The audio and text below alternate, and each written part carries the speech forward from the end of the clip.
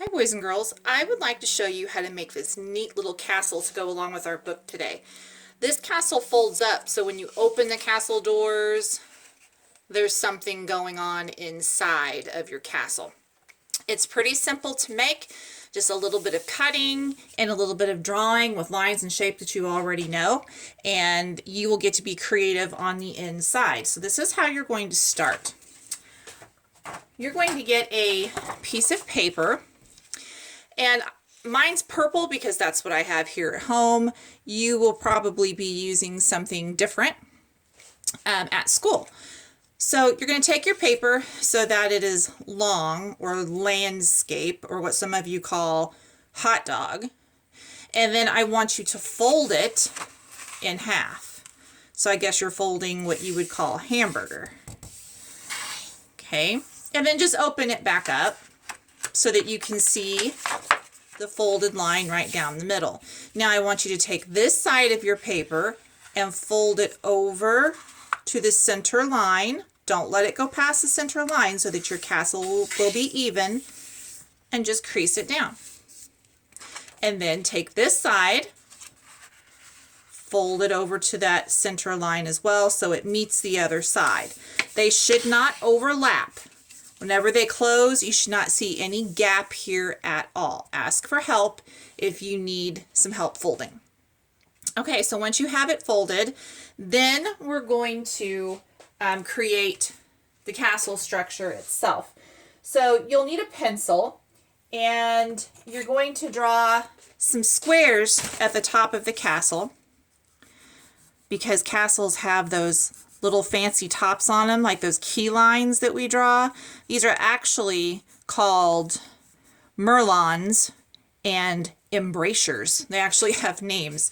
So I'm just making two squares, and you're just going to have to kind of judge spacing them apart. But I would do about two of them, and then look at it and see, are they too big? Are they too close together? Are they too small? I'm sure you'll be just fine. You're just going to have to make a judgment on that. And I'm going to outline mine to make sure that you can see them in this video. So here they are. So you're going to cut these out. So it's really important that you're able to see your lines. So you're going to cut, I'm just going to flip it around so it's easier for me. Cut on your line here and here, and then snip here so that you just cut it right out. So snip, snip, and then turn it and snip it here. Doesn't want to come out. There we go. Okay, same way on this side.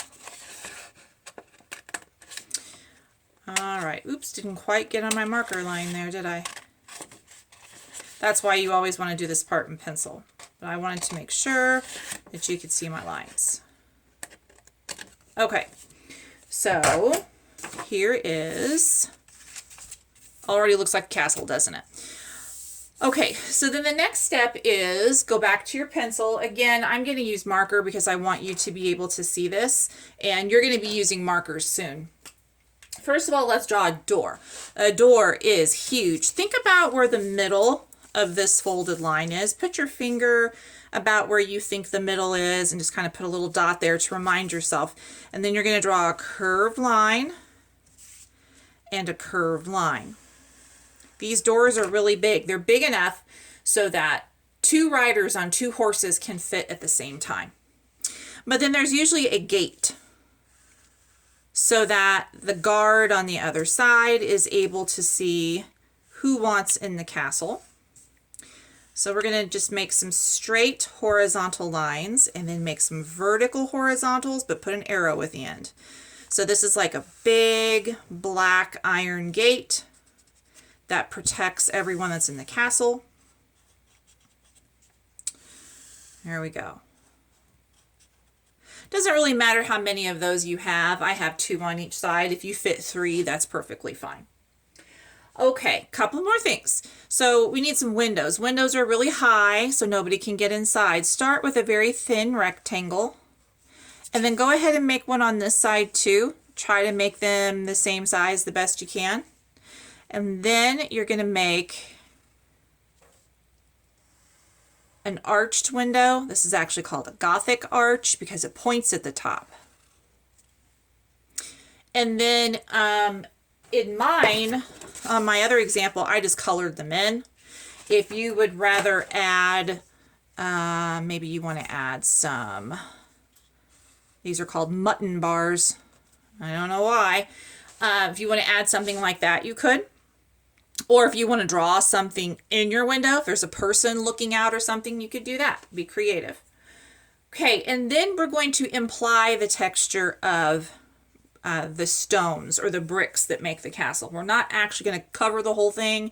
I don't think that's completely necessary, and I think sometimes that can get a little messy. So I'm just going to do a few bricks here and there. So there's one. This space is a really good space for something. Make one big, one small. Stack them. So it looks like, you know, the textures are stacked on top of each other. I'll do that over here. And then just kind of go down your castle where you have empty space and fill in with some rectangles. Keep them nice and neat. It's going to be really noticeable if they're not nice and neat. And just draw them here and there. No reason to fill up your castle with these. Just imply the texture. Okay, there's the outside of your castle. You can trace this with a marker so that it stands out. There's nothing saying you can't use a color if you want to. If you want to trace it with a blue marker or a purple marker or a red marker, you go right ahead. This paper was supposed to be gray and I didn't have any, so I just traced in gray. Okay, so once you get the outside done, then you get to open up and do whatever you want. Here's my suggestion. This is what I did on my example.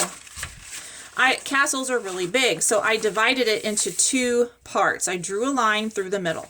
And down here, I have a knight guarding a window. But up above the knight, like upstairs on the next level of the castle, I have a dragon hiding behind a door. You could also decorate the side panels. Maybe you want a knight here and a knight here, or a king here and a queen here. Maybe you want a picture of yourself. Maybe you want this to be a bedroom. Think about all the different things that could be inside of a castle. Think about the things you would want for there to be inside of a castle and design it however you would like to. So I would start off perhaps by drawing a line through the middle just to kind of section off, well, this is downstairs and this is upstairs. Or maybe you need all of this space to draw a ginormous fire-breathing dragon.